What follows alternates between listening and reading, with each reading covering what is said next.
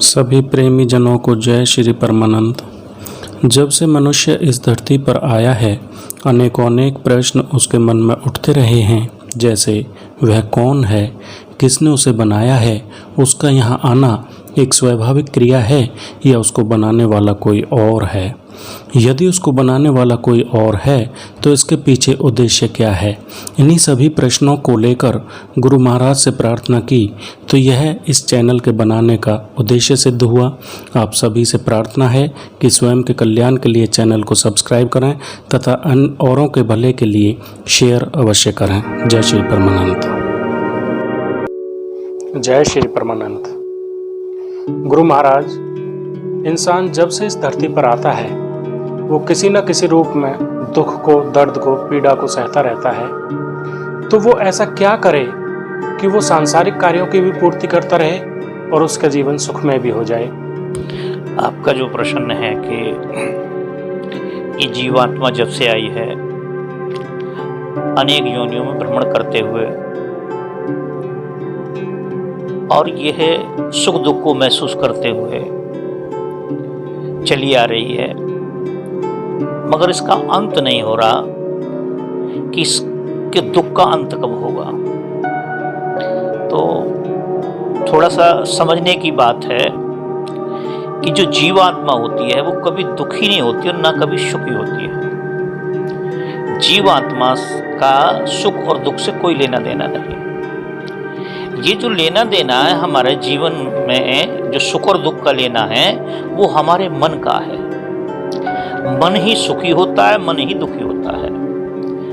हमेशा जो आपने देखा होगा कि हमारे घर में कितना बड़ा कष्ट होता है, कई बार बड़ी कष्ट भरी बातें होती हैं, कष्ट भरा माहौल होता है, मगर हम अंदर से ठीक होते हैं तो हम सुखी होते हैं उस समय पे। और कई बार क्या होता है, हमारे सामने सारा माहौल ठीक होता है, पूरा सिस्टम ठीक होता है, सब कुछ ठीक होता है, मगर हम अंदर से दुखी होते हैं। सारा माहौल तो ठीक है मगर हम अंदर से दुखी हैं। क्यों दुखी हैं? कि हमारा मन दुखी है। अब जो आत्मा है, जिसको हमने ये कह दिया है कि आत्मा सुखी और दुखी होती है, वो हमने या हमारे जैसों ने या आगे से ये बरगला दिया है। लोगों से इस ज्ञान को छुपा के रखा गया है कि आत्मा न सुखी होती है न दुखी होती है। आत्मा तटस्थ है। तटस्थ का मतलब होता है वो इक्वल है, बिल्कुल कुछ नहीं उसके अंदर ऐसा कि वो सुखी हो दुखी हो।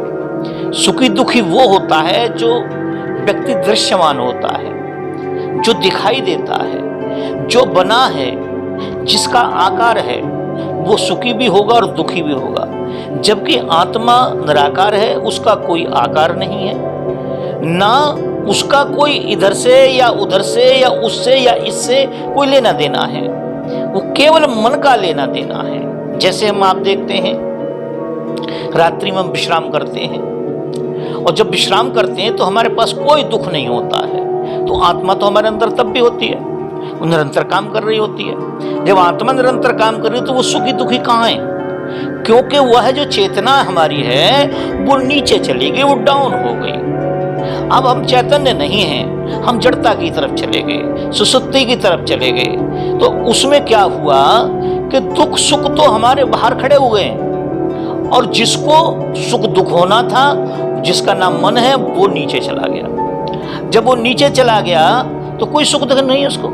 और जैसे ही सुबह जागृत अवस्था में आएगा, वो जगेगा, वो उठेगा, एकदम दुख फिर घेर लगा उसको। तो कहने का जो भाव है कि आत्मा को सुख और दुख नहीं होता है, सुख और दुख होता है वो मन को होता है। हमने ऐसा मान लिया है कि आत्मा को दुख होता है और आत्मा को सुख होता है, क्योंकि आत्मा तो परमात्मा का अंश है, उसको दुख नहीं हो सकता है। यदि आत्मा भी दुखी होने लगी तो फिर क्या होगा कि संसार में कौन बचेगा दुख के लिए, कौन बचेगा सुख के लिए? तो इसके लिए क्या करना है? हमें सबसे पहले इसको जानना है हमें कि इस शरीर में कौन दुखी होता है, कौन सुखी होता है, कौन दुख महसूस करता है, उसका अनुभव कौन करता है, सुख का अनुभव कौन करता है। ये बात हमें जाननी पड़ेगी। जब सुख और दुख का हमें ये मालूम पड़ जाएगा कौन सुख और दुख का अनुभव करता है, तो फिर क्या होगा कि हम इसमें अपने आप से वो हो जाएंगे कि भाई ये तो दुख सुख से होता ही नहीं। जैसे सूरदास जी कहते हैं कि राजकुमार कंठमण भूषण भ्रम भव कहूं हिरायो। राजकुमार को पता लगा कि मुझे एक भ्रम हो गया है कि मेरे गले के अंदर एक कंठी थी, एक आभूषण था, और वो आभूषण क्या हुआ कि वो पीछे चला गया। जब पीछे चला गया तो ढूंढता फिर रहा है वो कि कहाँ है कहाँ है कहाँ है। बड़ा परेशान है वो, नहीं पता लग रहा उसे। तो सूरदास जी कहते हैं कि राजकुमार कंठ मन भूषण भ्रम भव कहूं हिरायो, दियो बताए संत जन काहू, दियो बताए संत जन काहू, तब भ्रम मूल नसायो, आपनो आपने पायो। किसी संत ने बता दिया कि ये बच्चा परेशान है, वो आए उसके पास और बताया कि भाई क्या परेशानी है, क्यों परेशान हो तुम। बोले महाराज मेरे गले में एक हार था बड़ा सुंदर, और वो हार कहीं गायब हो गया। तो संत तो देख रहे थे पीछे घूम गया है वो। उनने कहा कि ये हार तो नहीं है तुम्हारा। बोले हाँ जी यही हार है। तो वो जब बता दिया, जब तक कहीं गया नहीं आया नहीं, वो गले में ही था, मगर संत ने ये बता दिया कि ये पीछे घूम गया है। और जैसे घूम के उसने हाथ से किया संत ने, तो ठीक हो गया। इसी प्रकार से ये जो अज्ञान रूपी दशा में हम घूम रहे हैं कि हमें दुख होता है, कि हमें सुख होता है, कि हमें ऐसा होता है, हमें वैसा होता है, ये कुछ नहीं होता। हमें नहीं होता है, ये मन को होता है, ये आत्मा को नहीं होता है। इसीलिए हमें क्या करना चाहिए, हमारे ऋषि मुनियों ने बारंबार कहा है, सभी धर्मों के लोग कहते हैं, जितने पीर आए, पैगंबर आए, चाहे कोई भी धर्म का व्यक्ति हो, जितने महापुरुष आए यहाँ पे, उन्होंने सबने कहा है कि सुख दुख मन को होता है, और इस मन की गति को जानो, उस मन को जानो। आत्मा को जानने की जरूरत नहीं, आत्मा तो फिर अपने आप ही जान लेंगे। जब आप मन को जान जाएंगे तो अपने आप जान लेंगे आत्मा को कि आत्मा ये चीज है। सभी ने कहा संतों की शरण में जाओ। देखिए गीता हो, रामायण हो, भागवत हो, कुरान हो, पुराण हो, सब में यही तो भरा हुआ है कि मन की गति को जानना, मन को जानना है। और जब इस बात को हम जान लेंगे तो आत्मा को और परमात्मा, जिसे हम परमात्मा कहते हैं, जिसे हम आत्मा कहते हैं, हम स्वतः ही जान लेंगे। फिर कुछ जानने की जरूरत नहीं पड़ेगी। तो हमें जब तक ये ज्ञान नहीं होगा कि इसमें सुख किसको होता है, दुख किसको होता है, तब तक हम सुखी नहीं हो सकते।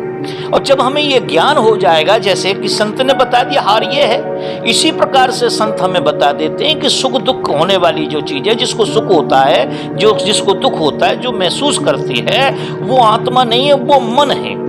और जब मन है तो हमारे समझ में आ जाएगा कि भाई मन है, और मन का तो कार्य, क्योंकि मन तो संसार में बना है। और जो चीज बनती है, जिसको परमात्मा बनाता है, उसे सुख भी होता है, उसे दुख भी होता है। क्यों? कि वह इस प्रकृति से अलग नहीं हो सकती, इस पंच महाभूत से अलग नहीं हो सकती। उसका गुण और स्वभाव जो है पंचभूत जैसा रहेगा, क्योंकि आत्मा तो पंच महाभूत से बनी नहीं है, वो तो परमात्मा का अंश है। तो इसलिए उसे कोई सुख नहीं होता, कोई दुख नहीं होता। जब सुख और दुख नहीं होता है, ऐसे तुलसीदास जी कहते हैं कि आत्मा के लिए विषय में कहते हैं वो कि आत्म अनुभव सुख सुप्रकाशा। आत्मा का जब हमें अनुभव होगा, आत्म अनुभव सुख सुप्रकाशा, तब भ्रम मूल भेद भ्रनाशा। जब हमारे भ्रम का नाश हो जाएगा, हमारे भूल का नाश हो जाएगा, हमारे अज्ञान का नाश हो जाएगा, तो फिर क्या होगा कि हमारे जीवन में सुख ही सुख आ जाएगा। दूसरी बात, ये जो अज्ञान बना हुआ है कि मैं सुखी नहीं हूं, मैं दुखी हूं, जिस दिन हमें ये समझ में आ जाएगा कि मैं न सुखी होता हूं न मैं दुखी होता हूं, मैं माने आत्मा। यहाँ प्रश्न कई बार खड़ा हो जाता है कि भाई मैं माने आत्मा कहा जाए, मैं माने मन कहा जाए, मैं माने जीव कहा जाए। कई जगह ये भी कर दिया है, इसी जीवात्मा को कहीं जीव भी कहते हैं, कहीं जीवात्मा भी कह देते हैं, कहीं इसको पुण्य आत्मा भी कहते हैं, कहीं में धर्मात्मा भी कहते हैं। ये पर्यायवाची नाम है इसके। आत्मा जो है उसका एक ही नाम है, वो आत्मा ही है। संतों ने उसे वैसे रूह भी कहा है, सुरत भी कहा है। अनेक संतों ने अपनी अपनी भाषा में, अपनी अपनी जगह पे जो जहाँ जैसे समझ सकते थे, उन्होंने उसको समझाया।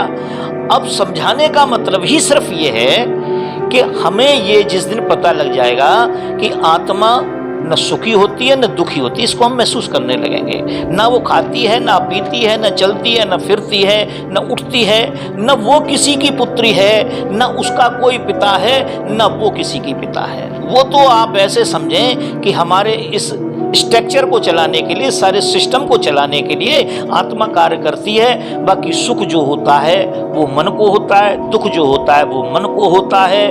और आगे इस बात को हम जब समझ जाएंगे तो हमें अपार शांति हो जाएगी। आज देखें आप, इतने धर्मादय चल रहे हैं, सत्संग चल रहे हैं, आश्रम बने हुए हैं, रोज टीवी पे सत्संग आ रहे हैं, मगर जीव सुखी नहीं हो पा रहा। क्यों सुखी नहीं हो पा रहा? क्योंकि सुखी का जो मार्ग है वो उसे दर्शाया ही नहीं जा रहा है, उसे तो बाहर बाहर भटकाया जा रहा है। कभी गंगा जी में जाओ, कभी जमुना जी में जाओ, कभी मंदिर जाओ, कभी कहीं जाओ, कभी वृक्ष की पूजा। बात यह है कि ये अज्ञान की बातें हैं सारी। परमात्मा जो है वो सबका सरताज है, परमात्मा सबका रक्षक है, परमात्मा सर्वशक्तिमान है। उसी प्रकार से आत्मा सर्वशक्तिमान है। जिस दिन हमें पता लग जाएगा कि भाई हम सर्वशक्तिमान है, हमारा पिता सर्वशक्तिमान है, हमारा परमात्मा सर्वशक्तिमान है, तो ये सारे अज्ञान जो है दूर हो जाएंगे। जैसे मनुष्य रात को सोता है, अनेक सपने देखता है, और सपने देखता है, कई बार तो ऐसे भयावह सपने होते हैं कि आदमी खड़ा हो जाता है, बैठ जाता है, उठकर बैठ जाता है।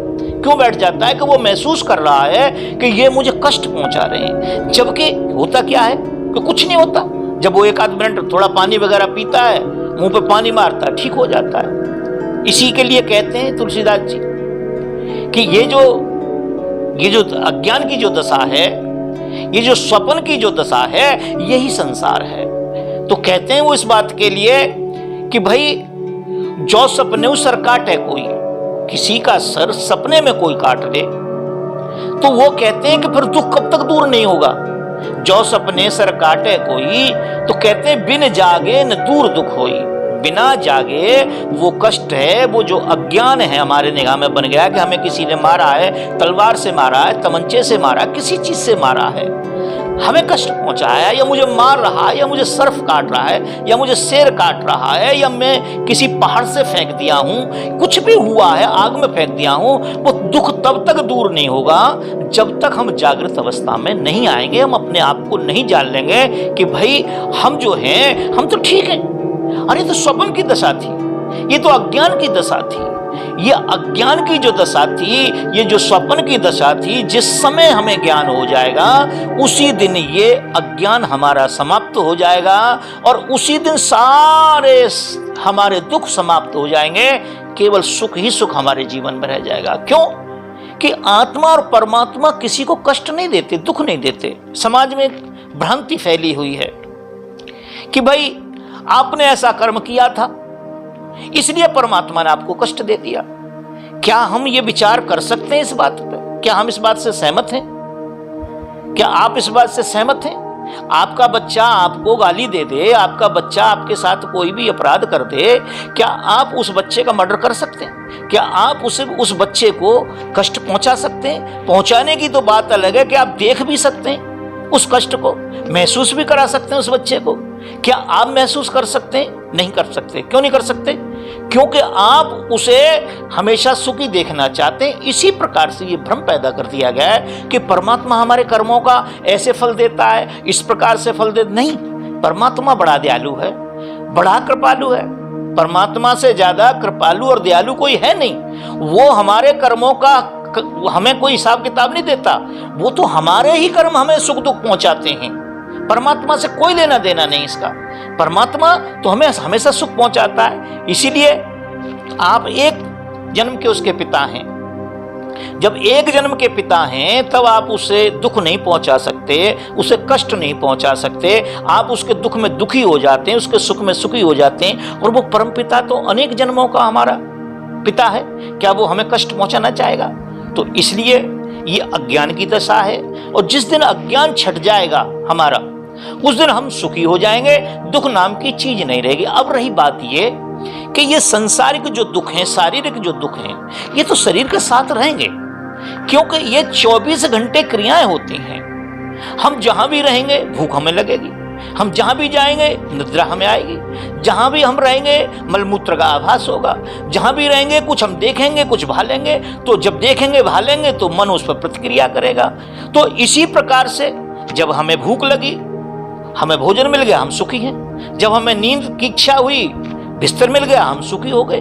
और अगर बिस्तर नहीं मिला तो हम दुखी हो गए, भोजन नहीं मिला तो हम दुखी हो गए, मलमूत्र त्यागने के लिए हमें जगह नहीं मिली तो हम दुखी हो गए, मिल गई तो हम सुखी हो गए, उसे त्यागने के बाद सुखी हो जाते हैं। तो कहने का मतलब यह है कि जो शरीर है, ये शरीर के संबंध शरीर के साथ रहेंगे। आप जहां भी चले जाएं, दुनिया में कहीं चले जाएं, आकाश में चले जाएं, नीचे पाताल में चले जाएं, निर्जन जंगल में चले जाएं, निर्जन वन में चले जाएं, ये सुख दुख जो शरीर का है ये तो रहेगा। इसका लक्षण है, इसकी क्रिया है, इसे कोई चेंज नहीं कर सकता। मगर आपको दुख नहीं है, ये बात सत्य है। ये हमें और आपको भ्रम हो गया है कि हम और आप दुखी हैं, ये आत्मा दुखी है, या आत्मा किसी दिन आई या आत्मा किसी दिन गई, कुछ नहीं, एक सिस्टम है। इसको जब समझ लेता आदमी, उसकी सोच बन जाती है, उसका विचार बन जाता है। क्या होता है, संसार में रहता आदमी डाकू होता है, दूसरों को दुखी करता है, अपराध बोध ही नहीं होता उसे।